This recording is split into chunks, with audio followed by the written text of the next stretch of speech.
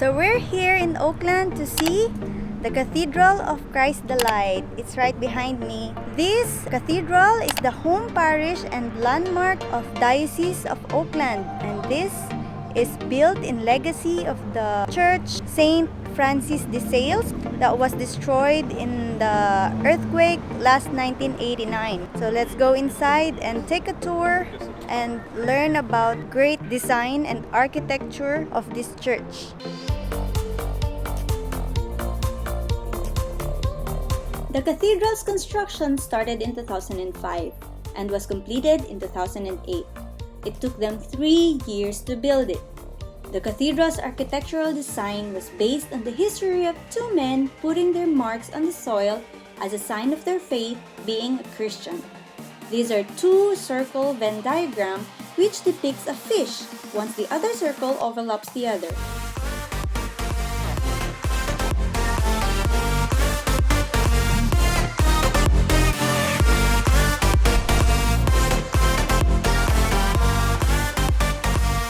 Upon entering the church, you will be welcomed by the baptismal font, which is, according to our guide, contains 1,000 gallons of holy water, which was a contribution of holy water from different parishes and the filtered water of Lake Mary. The cathedral was built to last 300 to 400 years. These squares that you see on the floor were designed to make the cathedral earthquake-proof, because it would allow the entire building to move 15 inches from each side in the event of an earthquake. Now let's take a look at the sacred oils that they have in their ambry. We have the catechumen, the sacred chrism, and the anointing of the sick. The sacred chrism, the middle one, is actually used for baptism, confirmation, and ordination. This unique design was based on looking at oil flowing down a wood plank. Confession room was designed to have similar format to the rest of the cathedral, using wood patterns like these. This architectural design allows the confessor to talk to the priest one-on-one and face-to-face. This wooden Christ statue is one of the pieces that survived from the destroyed church of Saint Francis de Sales, as you can see in this old picture.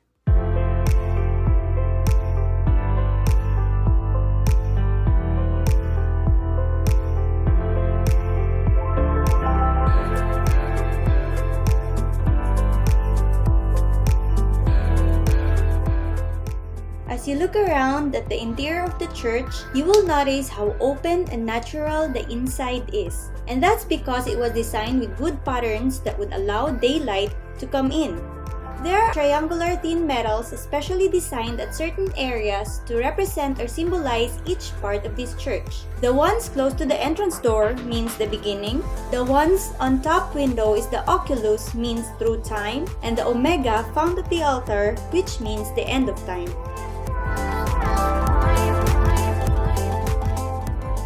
The image that we see there at the altar is the image of Christ in majesty from the Chartres Cathedral in France.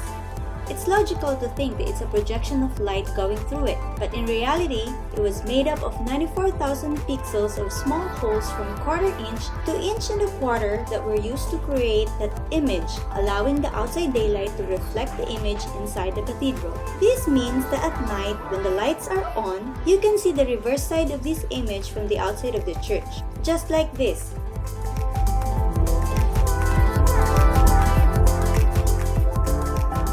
This special chair is called the cathedra, or the bishop's throne, because only the bishop can sit on it. The pipes that we see there are the organ's pipe. It contains 5,298 pipes. This was donated to the church. They assembled it here and took them a whole month to tune it.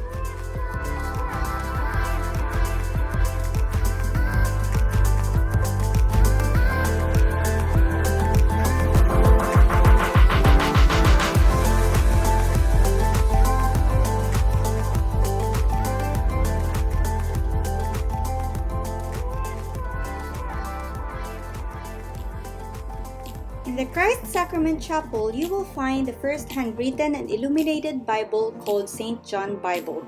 The edition is limited to 299 copies, which contain 7 volumes as the original. These are stored in those drawers.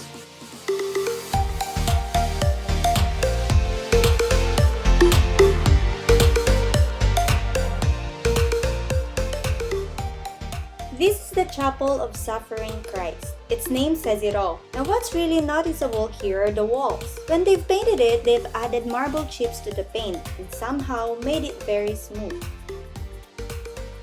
And this is the All Saints Chapel.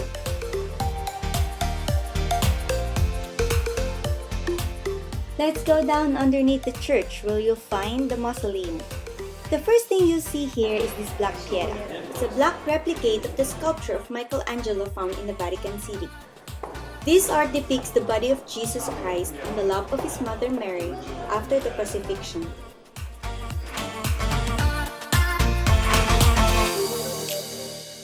Left here and here and to the right is the entranceway to the mausoleum.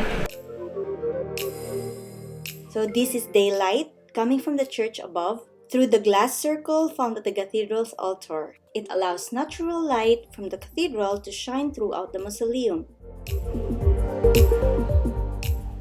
The centerpiece is this holy cross. You will see and notice how these thin marble stones reflect light, showing its natural design. There are beautiful pieces of stained glass on walls too.